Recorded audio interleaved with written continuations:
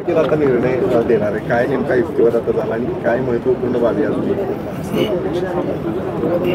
आरोपी प्रशांत कोरटकर यांच्यातर्फे वारंवार विविध न्यायालयांमध्ये जामीन मिळाला पाहिजे म्हणून अर्ज करण्यात येत आहे आणि आपण पाहिलं की सगळ्याच न्यायालयांनी जवळपास प्रशांत कोरटकर यांचा जामीन अर्ज आत्तापर्यंत फेटाळलेला आहे। आतासुद्धा हा जो जामीन अर्ज केलेला आहे तो अत्यंत घाईनी आणि जामीन मिळालाच पाहिजे असा दुराग्रह ठेवून केलेला आहे असं दिसते।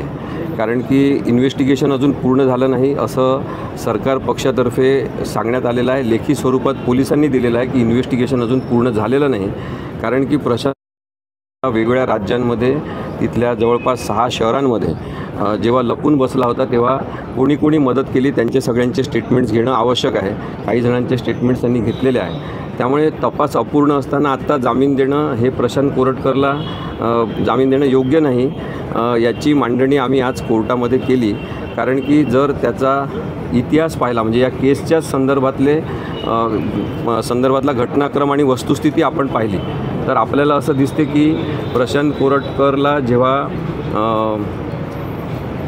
इंद्रजित सावंत यांना फोन करावा वाटला तेव्हा त्यांनी 12 वाजता रात्री फोन केला। 12 वाजता नंतर म्हणजे एका अनोळखी माणसाला 12 वाजता नंतर फोन करायचा, शिवीगाळ करायची, अत्यंत वाईट भाषेमध्ये छत्रपती शिवाजी महाराज, छत्रपती संभाजी महाराज यांच्याबद्दल आणि जिजाऊ माँसाहेबांचा अपमान होईल म्हणजे स्त्रीच्या चारित्र्यावरच शिंतोडे उडतील, चिखल उडेल अशा पद्धतीने वक्तव्य करायचे आणि नसलेला एक ब्राह्मण आणि मराठा वाद तयार करायचा।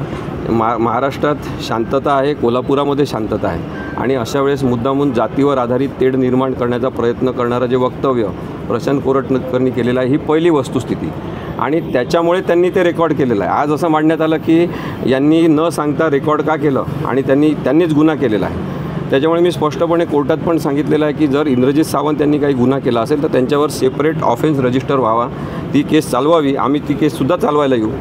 परंतु नवरा आणि बायकोमधलं जे कॉन्व्हर्सेशन असते ते जसं प्रोटेक्टेड कॉन्व्हर्सेशन आहे, प्रिव्हिलेज कॉन्व्हर्सेशन आहे तसं स्वरूप या कॉन्व्हर्सेशनला नाही। त्यामुळे समाज हितासाठी असा एखादा वाईट चेहरा, वाईट विचार करणारा माणूस हा समोर आणणं हे एखाद्या समाजातल्या चांगल्या व्यक्तीचं कर्तव्य आहे आणि त्या कर्तव्याचं वहन इंद्रजित सावंत यांनी केलेलं आहे हे सुद्धा आम्ही सांगितलं। त्यानंतर प्रचंड मोठा पोलीस फोर्स ज्याच्या घराला सुरक्षा देण्यासाठी त्याच्याच अर्जानुसार करण्यात आला होता तेव्हा त्या पोलीस फोर्सच्या प्रोटेक्शन असतानासुद्धा त्या वेढ्यातून पळून जाऊन हा माणूस पलायनवाद करतो किंवा ॲब्स्कॉन्ड होतो हे त्याचं कौशल्य आपण बघितलेलं आहे। त्यानंतर जेव्हा मोबाईल त्याच्या बायकोच्या मार्फत त्यांनी नागपूरच्या पोलिसांकडे जमा केला तेव्हा त्यांनी डेटा इरेज करून तो देण्याची पूर्ण काळजी घेतली। त्याच्यामध्ये सुद्धा गुन्हेगारी कौशल्य त्याचं आपल्याला दिसते आणि अशा गुन्हेगारी कौशल्य असलेल्या आणि प्रवृत्ती असलेल्या माणसाला जामीन देऊ नये असं आम्ही कोर्टामध्ये आज सांगितलं आणि उद्या जामीन अर्जावर निकाल न्यायालयात देण्यात येईल। परवा एक मुद्दा मांडण्याचा वारंवार ते प्रयत्न करत आहेत त्याची भाषा पोस्टमध्ये इंद्रजित सावंत यांनी देखील वापरलेली आहे। मी मराठा सुटलेल्या मराठ्यांना पाठवायचा प्रयत्न करतो म्हणजे त्यांनी देखील ती भाषा चुकीची वापरलेली आहे असं त्याचं म्हणणं आहे। कारण सुनावणी दरम्यान त्यांनी हा युक्तिवादाचा प्रयत्न केला हे कुठेतरी दर्शवण्याचा प्रयत्न कोर्टासमोर केलेला आहे। हे त्यांचं काम आहे की आरोपीचा बचाव करण्यासाठी काहीही सांगणं, तसं मोडतोड करून ते सांगितलं जाऊ शकते आणि म्हणून मी स्पष्टपणे इंद्रजित सावंत यांच्या उपस्थितीत कोर्टात सांगितलं की त्यांनी जर तो गुन्हा केला असेल तर त्यांच्यावर केस दाखल करावी, ऑफेन्स रजिस्टर करावा, पण त्याचं कारण देऊन त्याला जामीन द्यावा असं म्हणणं होऊ शकत नाही। कारण की ही पूर्णपणे वेगळी केस आहे जी प्रशांत कोरटकरची आहे आणि ती पूर्ण वेगळी केस होऊ शकते। दुसरा मुद्दा त्यातला लक्षात घेतला पाहिजे की यांना रात्री जागून त्याच्यावर व्यथित होऊन विचार करण्याची गरज काय होती? कारण की प्रशांत कोरटकरनी 12:30 वाजता किंवा 12 नंतर फोन केला आणि त्या कॉन्व्हर्सेशननंतर ते व्यथित झालेले आहे। त्यामुळे त्यांनी तशा प्रकारचं संवादच केला नसता, शिवीगाळ केली नसती, छत्रपती शिवाजी महाराज, संभाजी महाराज यांचा अपमान केलाच नसता आणि जातीय तेढ निर्माण करणारे वक्तव्यच केले नसते। यांचा त्यांच्याशी संबंध येण्याचं काही कारणच नाही। त्यामुळे प्रशांत कोरटकरमुळे हा संबंध आणि संपर्क आलेला आहे आणि त्याचा आता बचावाचा मुद्दा म्हणून वापर केला जाऊ शकत नाही असं माझं मत आहे।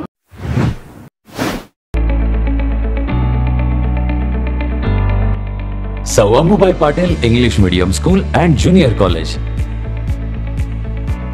Pre NDA training centre. CBSE pattern and military pattern, approved by Government of Maharashtra. Sau Ambubai Patil English Medium School believes that a better future lies where and students can learn themselves. Graded excellent by state and CBSE pattern for systematic scholastic and co-scholastic work. At Sau Ambubai Patil English Medium School, academic subjects and extracurricular activities complement each other to develop socially skilled and healthier students. Theories and concepts are well understood by performing scientific experiments on their own. At Sau Ambubai Patil English Medium School, we encourage students to think independently and develop their own skills. I want to become an aeronautical engineer. I want to become an athlete and win gold for our country. I want to be a IAS officer. When I grow up, I will build a school for poor children.